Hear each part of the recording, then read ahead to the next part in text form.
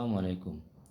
Asia বিখ্যাত দ্বীনি শিক্ষা নিকেতন পবিত্র জামিয়া আহমদিয়া সুন্নিয়া আলিয়া মাদ্রাসা, যেখান থেকে সৃষ্টি হয় লক্ষ লক্ষ অভিজ্ঞ আলেম, যাদের মাধ্যমে বৃদ্ধি পায় ধর্মীয় জ্ঞান।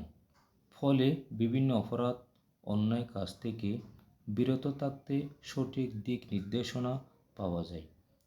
যেমন মাদকসহ বড় বড় অপরাধ কাজ থেকে বেঁচে থাকতে হলে ধর্মীয় শিক্ষার কোনো বিকল্প নেই। যেমন একটা বিষয় লক্ষণীয়, ধূমপান মাদকদ্রব্য সেবনের প্রথম দরজা স্বরূপ। কীভাবে মাদকাসক্ত হয়? প্রথমে কৌতূহল, তারপর একটু ভালো লাগা, পরে আস্তে আস্তে এর মধ্যে তলিয়ে যাওয়া। এ হচ্ছে মাদক গ্রহণের পরিণাম।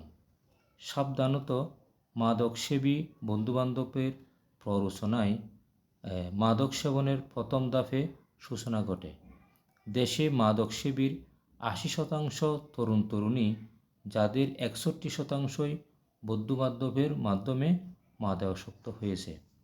মাদকসেবীরা একজন নিরীহ বন্ধুকেও মাদকের সংস্পর্শে নিয়ে আসে। এইভাবে আমাদের তরুণ প্রজন্মরা মাদকে আসক্ত হয়ে পড়েছে।